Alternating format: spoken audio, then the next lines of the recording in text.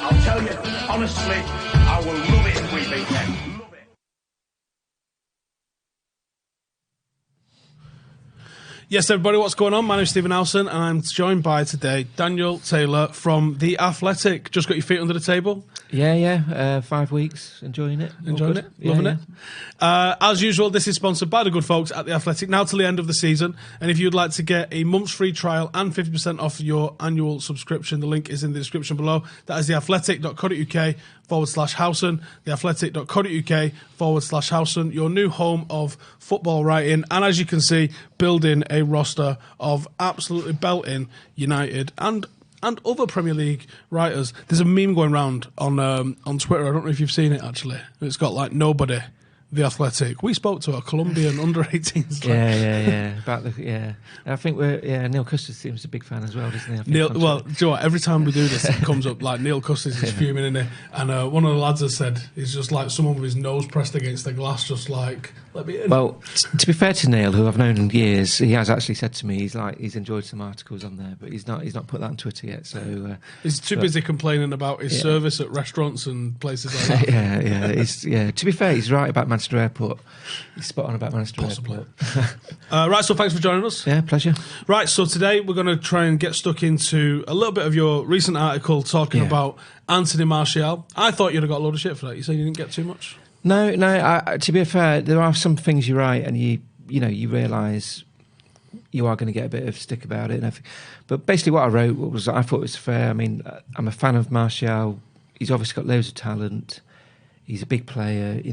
I said to you earlier, he's in my fantasy football team, whatever that means. But you are allowed sometimes to criticise a player that you admire as well. Is he pushing himself to be the best that he could be? Is he the player that we wanted him to be? Yes, he's a key player for United, so maybe you could say maybe I should be looking at other people. Maybe I could have done a piece about Lingard, perhaps, or what's happened with Phil Jones, etc., etc. But I just look at Martial and just think, that lad's got everything. But why did Mourinho not fancy him? Mourinho wanted to get rid of him, basically. And if it wasn't for the people at the top of the club, and that is unusual for a club to overrule a manager like that. And isn't that one of the fundamental issues at United as well? Yeah, that was a big thing for United. That caused a big split with Mourinho and the board. Mourinho was pretty open to the press, sort of, on and off the record about that he wasn't having Martial at all, and it was, you could never look at Martial and think you haven't got every tool to be the right at the top of your game, because he obviously has. He's. Anyone can see that, but it's just, there's just a pattern basically. He hasn't played for France for 2 years. He's left out of the World Cup squad.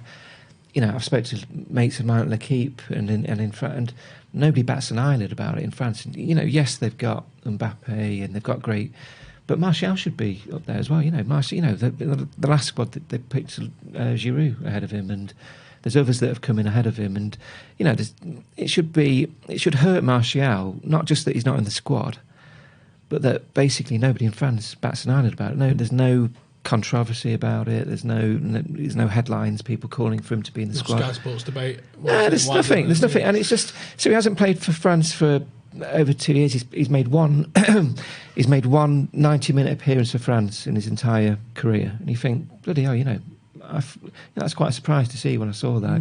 He scored one goal for them. So he either gets substituted or he comes on as a sub or he doesn't get picked. So Deschamps doesn't seem to rate him that highly. Don't get me wrong, he has picked him. The last 2 times he's picked him, he left him out of the last international squad, which is what sort of compelled me to actually write something. But the last 2 times he's picked him, Martial's pulled out of an injury. And then he's played for United on the Saturday, which is just the surefire way of upsetting your international manager. But I just think, he'll go for a 2-month spell of playing really well. Then he'll disappear. He's had injury problems in France. They think maybe his injury problems are a sign that perhaps his dedication isn't quite right off the pitch as well. Is he? To be honest, I can't say either way on that. But that is a theory that certainly exists in France. So it's just, it's not me attacking him. There were a couple of people on Twitter who were like, how can you attack him this way? I'm like, you haven't read the piece, because people sometimes just see what they think it is, but actually don't click on the piece and read it, because I couldn't make it more obvious in the piece. The guy's got everything. fast, can score goals, The good close finisher. control of the guy he's got a physical balance. logic. It's it's a question sometimes of. I mean, Ranieri's not known as digging out players as you would. Mourinho is known for that. Ranieri, when he's manager at Monaco, and used to regularly dig him out on the record interviews I found some interviews in the French press from the time. And he again is saying what I'm saying, which is Martial could get into any team in the world if he wanted. He could be the absolute top of his sport. Now, does he think he's at the top of his sport anyway? Play for Man United, it's kind of one of the very biggest clubs in the world. But you can go high. When's he going to be the main man? When's he going to take United out of, or help take United out of? When's he going to get into that Ballon d'Or contention, such as the clause that's in his transfer? We all would have thought that he had a brilliant introduction, and it's. Every so often he'll have a spurt of game. He's played well this season. I didn't think he played well yesterday. I didn't see all of the game, but he seemed to regress yesterday. But he's had an injury this season, which has kept him off. When he's played this season, he's been okay.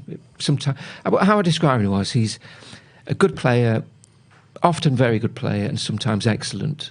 But when's he going to be the elite player, that we think he could be? That's the thing. Is he going to touch that Thierry Henry? Well, that's what we sort of wanted at the time. Yeah, and especially with they're big boots. Yeah, they're big boots to fill, aren't they? And people did describe him that way. And when he first arrived, he was just sensational, wasn't he?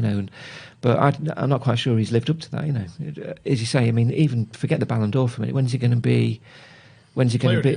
When's he going to be player? Has he been player of the year for Man United yet, or has it? So has he been? De Gea clean swept them. Well, yeah, exactly. Yeah. But has he? To be fair, he did. This is maybe being a bit harsh, but has he been? Has he been a genuine player of the year contender in the Premier League? Scorer, not a Premier League one, but certainly a United player of the year. In his first season, he was exactly. scorer. Yeah, exactly. Has he featured much since then? Was it Jose's first season where it was he'd start, Rashford comes on and scores, or Rashford starts, he comes on and scores. That worked really well until Sanchez came and Sanchez derailed the pair of them. Yeah. So it's just a case of has he kicked on as we'd have liked, because you can see he's a great player there. You think he's a natural wearer of United's shirt. He was never scared to wear the shirt when he first came. So what is it that's held him back from pushing on from that early dramatic introduction? And it's kind of like a little bit stop-start now, where so people say, Martial's been in good form. Good form, but what about very good form, or properly good form? So but I think you are entitled to say you like a player, but they can, it's not an attack, or good players can be criticised for maybe application. That's the question about Martial. You've probably seen that footage of him when he was warming up that time. I mean, I don't know what was going on in his head. Maybe he was told to walk around for 5 minutes or whatever. But it wasn't a shock to see that. He does seem to have resting, tossed it off face. Yeah. Even when he's happy, he's got that face.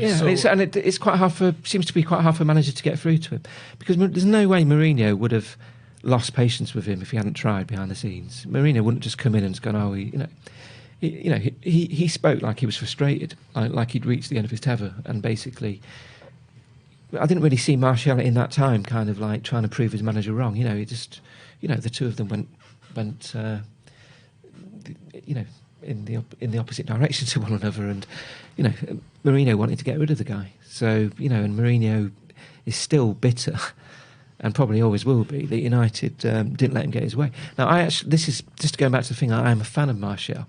I actually can understand in a way why United didn't, because there was Pogba as well, and United were looking at it thinking, Martial, Pogba, we could get 8 years out of these guys, There was the three of them, weren't there? There was that Jose was trying to force out of the club, which was Shaw, Pogba and Martial, and so they're thinking, not better.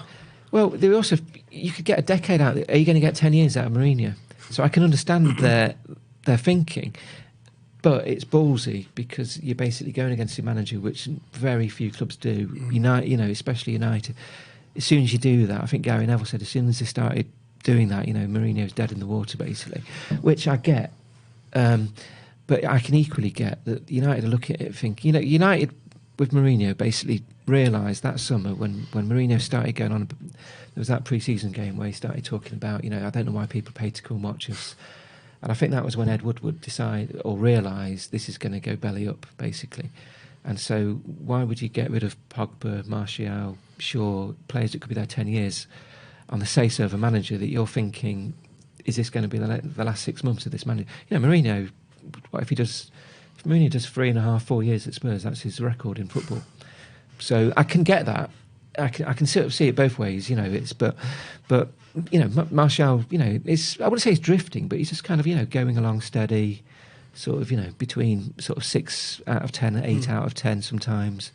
When we're going to see the 9 out of 10s, like on a regular basis, kind of like you do with, you've seen like Harry Kane sort of just like go. Harry Kane always wants to better himself. He's just like so driven, and I'm just not sure that Martial's got that. And sometimes it's a personality thing, but maybe he's not got that inner will. His personality, and he might have it, but I think a lot of his, as we said before, like resting, tossed it off face, almost makes it look like he doesn't care when he probably does. But you said there was. I might be being unfair of him when I say maybe he doesn't have that. Maybe he does. There's a story about him when he got at Monaco. And this wasn't Ranieri. It was Jardim. Basically, he was getting annoyed of him as well, and he put him on the bench, and then he brought him on in the 61st minute. And Martial just sort of like wandered around, and he took him off again in the 88th minute. And that was live on French TV. That's a humiliation as much as that's a public ordeal. Well, being subbed on and off again is bad, isn't it? Well, especially if it's in the second half and it's like 20 minutes in it, and basically, and Martial kind of like what like impassive. So he has got that. You can't read what he's thinking. So I'm not a mind reader. Maybe I'm being slightly harsh on him to say he hasn't got the drive to. You must have some drive to make it as a professional footballer and to make it to the level he's got to. But you just have to. It's just has he got enough to push on to be that next level? Yeah, and there was also something you wrote about in Van Gaal's time.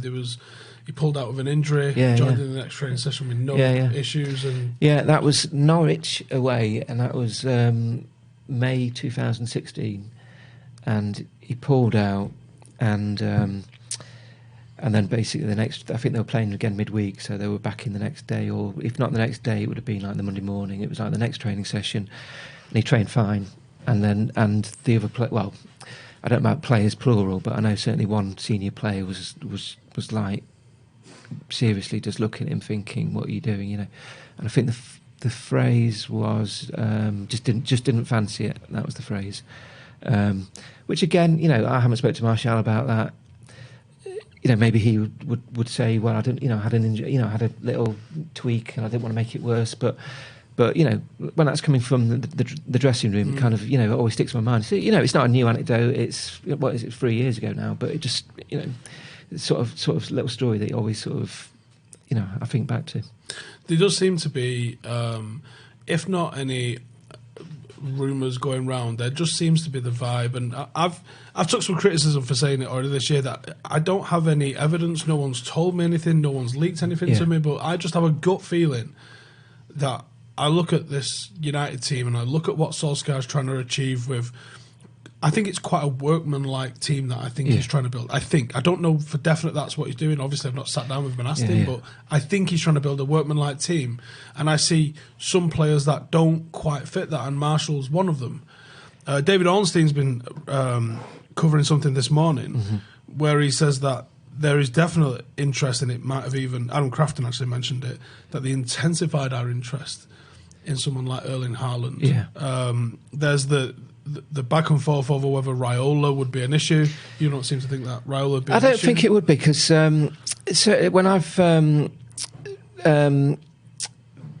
spoken to sort of the relevant people sort of behind the scenes at United, I've always thought, from the outside looking in, you always think, God, how do you deal with Raiola? The guy's a nightmare.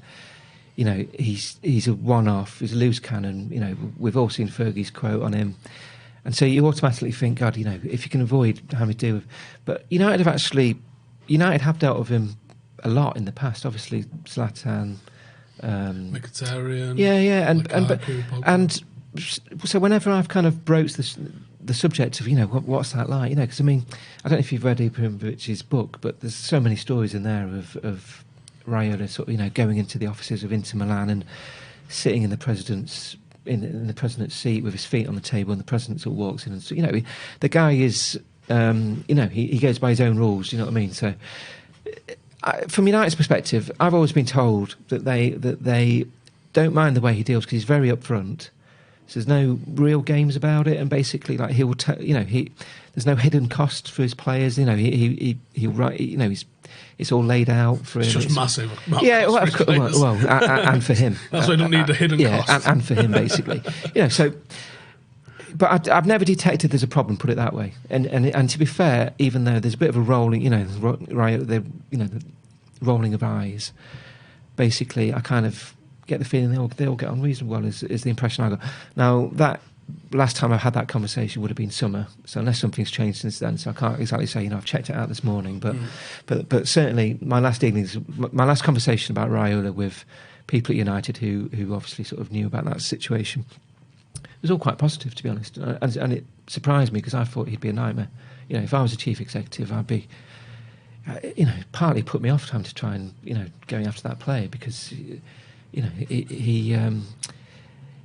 like I say, he's bull in the china shop. He goes by his own rules. He's got to be pounced down, but if you phone him up and go, we're interested, and he's going to go, it's going to cost you that. Yeah, at least you know. Yeah, and I imagine Raiola probably likes working for United because United have turned, well, he's already in the super rich, but according to the figures we see on Pogba and stuff, so maybe Raiola's kind of come out on top in the past in those dealings. But listen, if United want the player badly enough, I don't think it would be a problem that Raiola's there. That'd be my hunch anyway. Does Haaland suit our style of play that we think we're working towards? Do you think there's anything in that?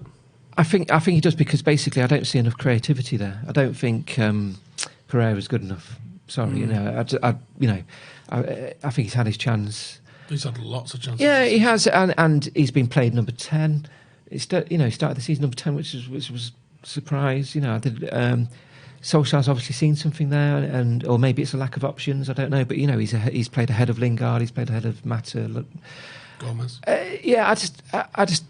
There's a few players at United. I've covered United. I came up to Manchester to start covering United in '98.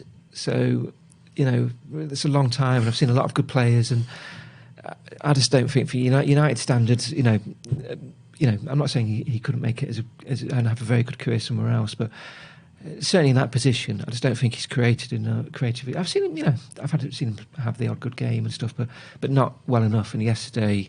Yes, I thought it was poor yesterday, and just, I just think it needs a bit more creativity. No, I'm not talking about number 10. It needs, more penetrative. I think they know this as well. But it's going forward. Yeah, they've actually started scoring goals, but there was a period, wasn't there, for where he couldn't score more than one goal. So yeah, he's exactly the type of player. Young, talented. He's can see a pass, sets up goals, scores goals, yeah. Do you think it'd be a case of bring him in?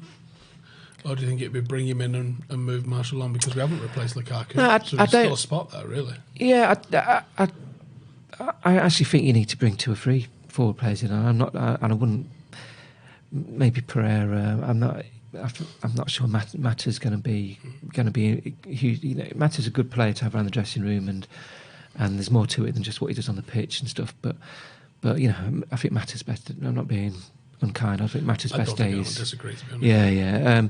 So I'm not talking about getting rid of any of the top players. Funny enough, I saw someone from TalkSport yesterday saying Leicester should make a bid for Rashford, and I'm like, it's not got that bad yet at United, I don't think. But Marcus has got 10 goals, 3 assists in his last 11 games or something. I think they were basically trying to say that why would anyone want to be at United rather than at Leicester? And I was not quite, thought it was maybe a slightly short-term view there. But no, Martial, I want to keep him. I just want to see a bit more from him, and you need more. I'm not sure Martial's a natural number 9. Actually, is he better coming in from the left? But yeah, Lukaku was never replaced, and has come back to bite United, hasn't it? So he needs replacing. Herrera needs replacing. Someone in even the Fellaini mould of or being a plan B needs replacing. There's you can go through the team. There's a lot of players United need. The recruitment. United say they're now happy with it. Like the model, rather than it's taken an awfully long time to get to that point where they're happy with it. But on that, the United released this as a bragging statement, and I go, this isn't something to brag on. No, it's 800 fullbacks scouted, and you went for the most expensive one. Yeah, and I don't know if you saw what Steve Walsh said as well. Recently, he did an interview for the Athletic, and he basically said he said what his eyes told him was that United had not signed a particularly good footballer. Got a decent defender, but United needed a good footballer as well for that, because obviously the modern role, the modern role of the fullback demands it, doesn't it? So, I hear what you're saying. Basically, I mean, to be fair to United, they will admit it's not been good. You could actually go much further and say it's been pretty abysmal, to be honest. And the reason why I would stick up for Solskjaer is only because I just feel like he's been left with a squad of players. I don't think any. Well, I won't say any manager, but I don't think many managers could get them particularly much nearer. If you give that 11 yesterday, that midfield of Fred and Pereira, we all saw that 11 and went, well, I understand why he's gone with a back three, because they're both generally attack-minded, so he's gone with an extra defender to sort of mitigate that. Yeah. You've got to kind of play them forward three, and that's literally the only forward three we could start. Who else, what other manager in world football takes that 11 and gets like a solid, good result out of that? Yeah, well, I hear you. Fred again. I mean, when we're talking about recruitment, Fred doesn't get the coverage he deserves. But I mean, for the cost he was, people sort of would go on about Sanchez because of the wages and stuff. But Fred's been a transfer disaster for United, and just sort of sums it up. Basically. Would he have looked all right in a City team? Because he was head to head for City, wasn't it? I don't know, to be honest. I mean, just from what I've seen from United, he's just. I mean, it's not like he's only been here a month now. No, just not good enough. It's just basically technically not good enough. Basically, he's just giving the ball away all the time. We had a midfielder, 2 Brazilians yesterday that couldn't pass. Yeah, I know. And how's that even possible? I mean, I mean, I don't want to be, keep harping back to the. But like I said to you, like when I came to United, it was, it was Beckham, Keane, Scholes, Nicky Butt sometimes. Giggs on the left, that midfield. That was all right. Yeah, it was not a bad midfield, and it just did a good job. I guess. But then, there's Carrick. There's it's as weak a midfield as you were. I mean, basically, people, a few weeks ago talking about, is this the worst United 11 we've seen for donkey's years, basically. Yeah. So don't get me wrong. I'm not giving Solskjaer a free pass here in any way whatsoever, but. Look, that squad is just not going to, it's going to take a few years to get it anywhere near back. And you think, spent hundreds of millions getting to that point. How has that happened? And unfortunately, that's where you have to bring in Ed Woodward, the transfer. So yeah, they're talking about now. They're happy with it now. They think they've got the right model in place. In however long it's taken them to be happy with what they've got now, it's set United back years. Like properly years. I just can't see how you're going to catch Man City in particular, because Liverpool, Liverpool as well, but Man City in particular, because Man City are just going to keep splurging. I mean, Liverpool have spent a hell of a lot of money as well, but City in particular, you look at what they're doing behind the scenes, and they're just going to get bigger, basically, and bigger. So, do you think there's a scrutiny on United that's fair or unfair? Because you do see the likes of Leicester being able to pick up some real intelligent recruitment that we're just not capable of doing, and undoubtedly their 11's better than well, I think it's definitely fair, basically, and I think, to be fair, I think it probably deserves more scrutiny than it's got, really. The recruitment has been really bad. I mean, they will admit this, I think, Ed Woodward did an interview with Andy Mitton, and he basically, and in other conversations, they will say, I mean, but you can't hide it. But, yeah, of course it's fair. It's Man United, isn't it? It's always going to, what, Fergie used to say that basically a 0-0 draw against Bury in the League Cup could get on the news at 10 with this club. So, it's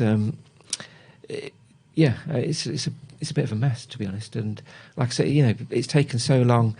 To be fair, it did have to be modernised. The club when Fergie left was very much in his way. Basically, if Fergie wanted a player, Fergie would ring the assistant manager of the other club or whatever, and he had the biggest contact book in football, and everyone would take his call. They had a network of scouts which was run by his brother. It was all quite sort of, they would sometimes sign a player within 3 days. Now it's like an 8-month process. One of the things that I found very interesting when I spoke to people at the start in the summer was, United now there's a great story about when they signed Rojo, that basically, I was pronouncing it incorrectly, forgive me. When they signed him, they didn't realise that he was facing a possible trial in Argentina because he was accused of he was accused of well, he was accused of bottling someone in Argentina, his neighbour or something, and then I think someone else that come to his rescue. It's not on brand, is it? Well, definitely. Yeah. But it was all on YouTube. Sorry, not YouTube. It was all on Google, and United didn't know anything about it. And he signed, and the first they knew about it was, I think it was Daily Mirror rang United and said, your new signing could be going for a trial and possibly to prison if he gets. Now, I should probably say for the benefit of this, but that the charges were dropped in the end, etc. But United didn't know anything about it. So United now have like spying firms.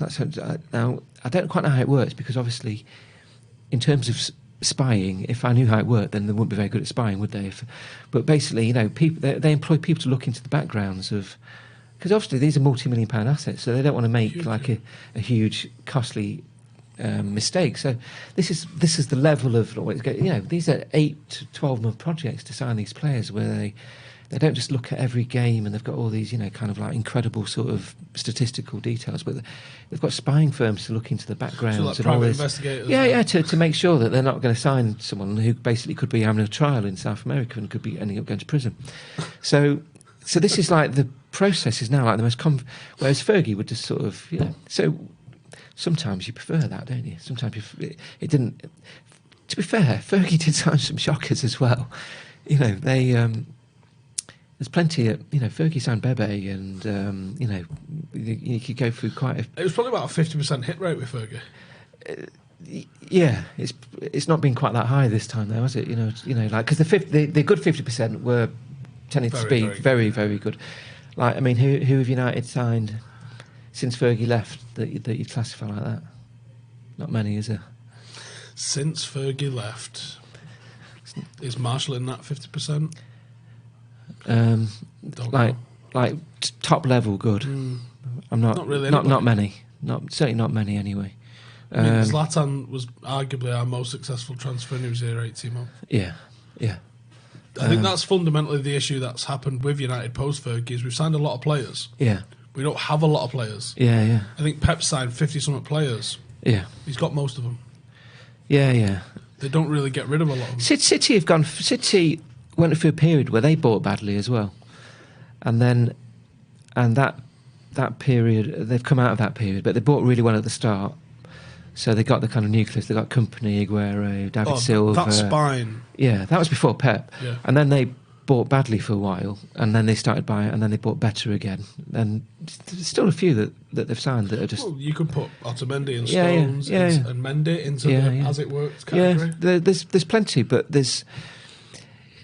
But they've got a much higher success rate. Put it that way. Those you're saying those players that have hit that ceiling, that core, Company, Silva, Aguero, Torre. But then when they started buying well again, they got De Bruyne. Bernardo Silva's been really good. Sterling. Yeah, I mean Kyle Walker's been good for them, and expensive. United. Funny enough, mentioning him, United site. Kyle Walker was the transfer that made transfer business silly, which is a bit hypocritical, kind of, when you think, you've signed Fred for probably, was he slightly more, and, I mean, Daniel James has done well, there were people United have signed that, But everybody started well. Yeah. Remember when Lindelof looked good at the start? Yeah, he did. Mkhitaryan Briefly, looked good at the start. Yeah. Bay looked good at the start. Yeah. I was saying, like, we're due a dud, like, because he's just signed all these great players in his first season, and then Zlatan moved on. Bay's just been injured. Yeah. Mkhitaryan's, that didn't clearly work. But to even the player you didn't bring in, so to get rid of Lukaku, who, whatever you thought of him, was 20 goals. Where, his touch was heavy, he was, I think it seemed to sort behind the scenes. Gary Neville said that he was overweight. Gary Neville knows, he's good mates with Nicky Butt and people. I always think Gary Neville's probably, if he's saying something like that, he will have had it informed. So it's worthless. Isn't it? Yeah, because basically, he obviously, his mates in there. I'm not saying he got it from Nicky Butt, but he wouldn't just pluck that out of thin air, wouldn't he? So, but he's still 20 goals a season. Now, that's a big hit to lose that. So what the point is, to lose 20 goals a season, and then you're talking about you've had all summer, and we were mentioning before about they spend actually 8 months, 9 months looking at these players. That's really bad, I think. That's chopped Solskjaer down, like taking his knees off a little bit. This is one of Solskjaer's major problems as well, is Solskjaer is too nice. Yeah. And as we were saying before we got started, you can almost write his answers in press conferences. Yeah. You know he's going to say, I'm happy with my squad. Yeah, I don't want to sound cruel, but I mean, I've almost sort of stopped listening to his answers because... he wouldn't have wanted to sell 8 players and only sign 3, though. Yeah. Every manager, he would have wanted to sign 20. Yeah, but equally, the way he is, his personality is, and basically, because Mourinho fractured everything. I mean, Mourinho, I've been sort of laughing this week. Mourinho's talked about his 50 messages he's got from United, and when Mourinho left, it's put to me that the players were going to have a party. It's that wouldn't mean every single player, but it was described as kind of like never knowing a manager going, the players being happier. And just at the end of the season, they were just mentally gone. Like they'd found it so sappy. They'd been worn down basically by. I'm not sure Mourinho. Some of the comments he's made, where he always has this charm offensive, doesn't he, at the start of every job, and and he is a charming guy. He's got, but I'm not quite sure this whole kind of I've had 50 messages from United and everything. Yeah, as soon as I heard that, I was like, that's a lot of bollocks. Yeah. So, but when Solskjaer's come in and it's worked he's basically tried to bring everyone back together, and because of that, he's not going to suddenly start. He's not going to turn up a press conference and say, "Yeah, I can't believe the club have sold a striker and not given me a replacement." That's just exactly what Jose did. Yeah, of course it is, and so so everything with. It's bland, isn't it? It's a bit grey, and I don't mean this offensively. It's just what it is. When talking to Gray, you're looking at Solskjaer and he seems to have aged as well. Nobody calls him the babyface assassin now, do they? He's kind of, it's like, not quite as obvious as David Moyes, but David Moyes after 6 months, I think Sam Allardyce said he's aged 10 years. He was gaunt, and like Solskjaer's not quite as bad, but Solskjaer's kind of gone grey, isn't he? He's kind of you look at someone who you can see the job is taking its toll on him a little bit. Well, even the match at the weekend, I thought it was the logical decision. Clearly wasn't the correct decision. We score 3 goals, we get our noses back in front. Yeah. We've got 5 forwards on the pitch at the time. There's a massive imbalance. We've gone for it. What's going to happen once you've scored 3 goals and took the lead off Sheffield United is they're going to gamble for the last 5 minutes. So preemptively knowing they're going to press forward, and when they have pressed forward, they've looked dangerous. Taking off Marshall, who wasn't effective, although he was okay holding the ball up, and Rashford and James aren't going to do that. They are going to press. You can understand in doing that and taking him off for Axel, who couldn't start, because I know loads of people was like, well, it's his fault Jones started. Maybe. Yeah. But it was still logical, and Axel couldn't have started. It was a logical decision to do what he did. And Jose did what he did this weekend. And he did what he did with Fellaini against Everton, if you remember. People have been absolutely killing him for it. But if he hadn't, and we'd have kept attacking and conceded anyway, he'd have been crucified both ways. Yeah. I think Solskjaer's big problem now is that obviously Pochettino's out there. So as soon as there's a bad result, you know the way the headlines are going to go. You know what's going to be all over Twitter. I mean, it was all over Twitter at 2-0 yesterday. It was all over Twitter at 1-0 at half-time. So I was out yesterday. So I was driving back. I missed a lot of the game. So I got back at half time, turned the telly on, and United are losing. Look at Twitter, and even then, there's journalists basically like kind of they're being a little bit sort of jokey, but it's kind of pointed as well. It's like when's Ed going to be ringing Pochettino? 2-0, it sort of the volume goes up again. As soon as there's a bad result, bad perform, there's this sort of shadow behind Solskjaer now, and sometimes we all put a little bit too much into what Twitter's saying and stuff, but yeah, it's a problem for him now. He has got a problem because basically there is a elite manager out there who, despite having a bit of a troubled time at Tottenham, got them to a Champions League final. His time at Tottenham cannot be described as anything else but a brilliant success. He's turned Tottenham into a club that matters for the first time in years upon years. Of course, he should. Well, yes, of course, that's always going to be held against him. But I was going to say they were second. They actually finished third in a 2-horse race, didn't they, with Leicester? But the difference he's made in the way people perceive Tottenham is just, he's a top manager. I think he's a top manager, and yeah, it got a bit stale there. They didn't change things well enough. I'm sure there's, like we've been talking about recruitment there. But he's been doing it on a shoestring. Basically, their net spend is for a time it was negative.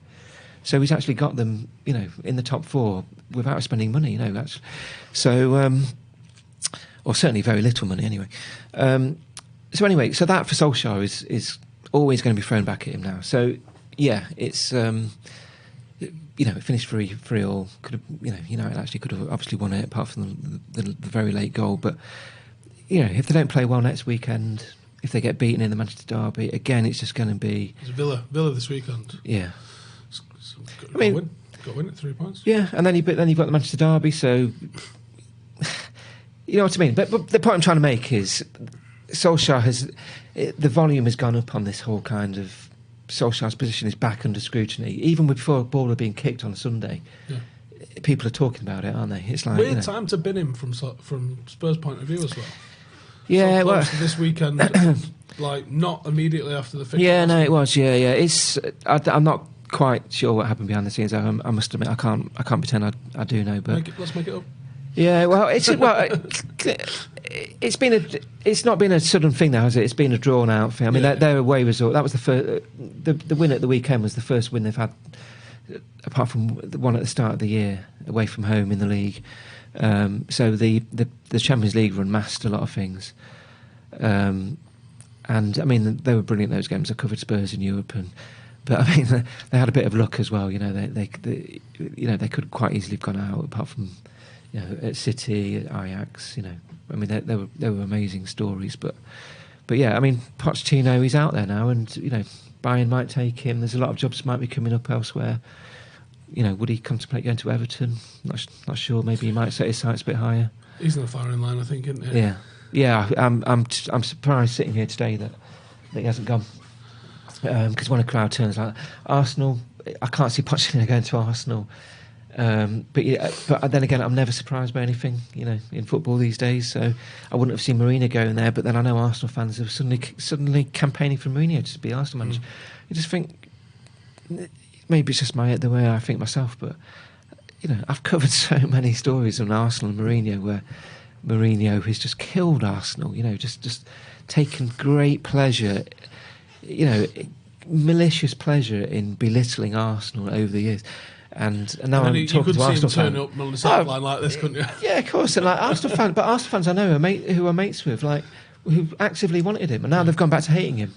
And I'm like, and now they want Pochettino, and I'm like, has football changed or something? Because that's not the way it worked with me. It's like I'm lucky. I'm not lucky. I support not too far, but there's certain managers I don't want there. Because of the whole. You could tell me Klopp's amazing. I'm sitting there going, nah. Yeah, but he might win the league and Champions League this year. When I saw Frank Lampard on Friday saying I could never manage Tottenham out of respect to Chelsea, not everyone will get that. I get that, and I think fair play. And I think Chelsea fans will really like that. Mourinho said the same 10 years ago, and Mourinho, as we know, is a politician, and he does what he wants. Basically, I actually think Frank Lampard means that. Yeah. Stuart Pearce from going back to my team, said that he'd rather go in the Dole than take Derby County job, and he means that, and like I get that because and I like that, because that's what you wanted to hear, isn't it? Sure, yeah. Football is tribal. Yeah. I don't know when it became fashionable almost for people to be so praising of your opposition. Like, oh, you can't admit Liverpool are good. No, I can't. I fucking hate it. I wake up devout about it. And if Liverpool win the league this year, you're not going to see me praise them in any way, shape or form. I'm just going to go double down on how shit Pep is. Well, this is when I talked about Solskjaer's problem with Pochettino. Solskjaer's other problem. It's a wider thing about United. At the moment, United are miles off, aren't they? We all know that. Oh, yeah. So you've got City. When I came up to Manchester to cover City, they were in the old third division. used to go to what I call a press conference. I would just rock up there whenever I wanted. There was nobody on the door. Just go in, speak to whoever you want. There's a little crappy cafe there. It was in the middle of Moss Side. It wasn't. There was like tramps wandering around outside, and it was just. It was just. Oh, that's City fans. That. And you said that, not me. So with it. Basically, and then I'd ring my office. I was at the Guardian. Then I'd ring the Guardian, and nobody wanted City in the papers. There was just so to see what City have become is is just a huge, incredible story for people that know about the Manchester football rivalry. And so United fans have got that to contend with, and then they've got Liverpool, who are going to win the league, aren't they? They're going to win the league. So when you talk about the grumpiness of everything, and then you've got social media where people have got like an outlet to let it go. And I don't care what anyone says, the mainstream media are influenced a bit. They're probably too much by what you see on social media. So there's all this noise. Solskjaer's got all this noise. Pochettino's there. United fans, massively pissed off because of what's happening. Not just because United have suddenly lost the plot for 6 years since Fergie's gone, but you've also got your two most dreaded rivals who are cleaning up and are only going to get better. And Leeds are probably going to come up. Well, I forgot about Leeds. Yeah, I mean Arsenal. I suppose Arsenal. That's the only thing that's keeping us sane at the minute. That you can laugh at them a little bit. Yeah. Even though I think they're still above us, but we can always laugh at Arsenal. But I mean, it couldn't have come at a worse time for you. So in a way, United fans at Old Trafford, and Mourinho says this, Van Gaal says this. The fans have been brilliant at games. It's a massive difference between at games and on social media. At games, Moyes didn't get much stick at games, but there's a plane going above saying. So there's a lot of it's United fans. To be fair, which was organised online. It wasn't. By match going fans. I think that was Red Issue. Or sorry, I shouldn't say that. Red Issue won't be happy. It was Red Issue's spin-off forum, wasn't it? It wasn't the original Red Issue, but it's. To be fair, United fans have got a lot of reason to be grumpy at the moment. There's a lot of things gone wrong. It's going to take years to get back. And that's not even touching on the ownership. We haven't even mentioned them. You've got City, Liverpool cleaning up, playing brilliant football, the type of football United want to play, isn't it? That's the other thing as well. It's not, you're looking at, it must be hard watching. I'm not a United fan, but it must be hard for you to watch City sometimes and Liverpool when they're playing like that and just think, Christ, that's what I want my team to play like. And then you watch. Yesterday, 75% of the game minimum United were outplayed. Well, you're watching two Brazilians that can't move it forward up the pitch. Yeah, exactly. I didn't see all the game yesterday, so I can't claim I did. But the bits I saw, the number of times I saw Fred give the ball away in his own half, or Pereira giving it away, and just half time Gary Neville was just killing them for lack of movement, not wanting it enough. You kept going on, didn't you, about the attitude of United. Yeah. Just I didn't see people pulling out of 50-50s, but it was just like the speed to get to the ball. Do you know what I mean? Just like how quick are you to get to the ball? How much are you moving off the pitch? And is there anyone that's visibly upset because you're losing? Yeah. On the plus side, I think one of the most experienced player on the pitch is that. Yeah. In Brandon Williams. I think he looks annoyed when we're not. Yeah, he's got something, hasn't he? He's a fucking loon. Yeah, in a good way. Yeah, in a good way. Yeah, but you can be that in a good way. So, yeah, I do. I like. He's got a bit of Nicky Butt about him. Yeah, sort of. But yeah, is there enough people hurting on the pitch about it? And then you know, the pressure, well, not pressure, but like, is Mason Greenwood going to be the man to get United out of this hole? Mason Greenwood, of course it shouldn't be on him. But that's what I mean about. So Solskjaer's saying, "Oh, Greenwood's going to play loads this year and stuff," and it's like that gets positive headlines because people like United to have kids coming through because it's part. I'm sitting there thinking, I'm not positive about that. I don't think that's going to get you anywhere nearer to Liverpool or City. You know, yeah, talented kid, and it's. You know, it's nearly 4,000 games now, isn't it? That you've had someone from the youth team, and that's one of the best stats in football, like bar none. But don't think that Mason Greenwood, what is he, 17 still? No, he's turned 18 in October. Right, so that he's going to be the answer to. That's not a positive headline to me.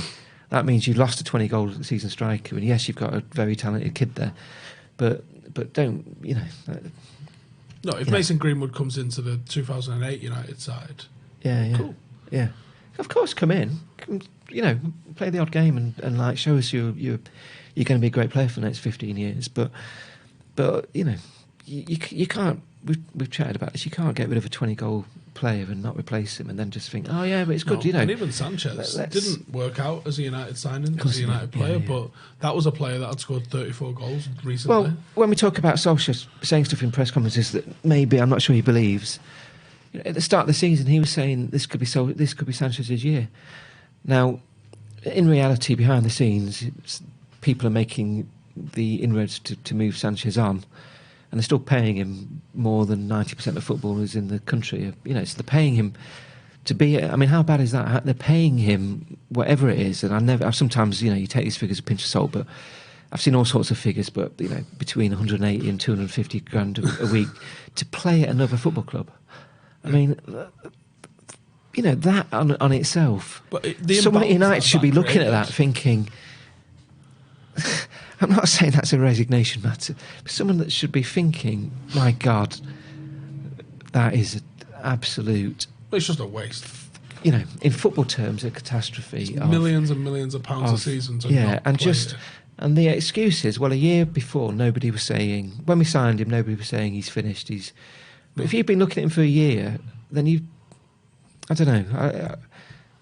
Why is it then?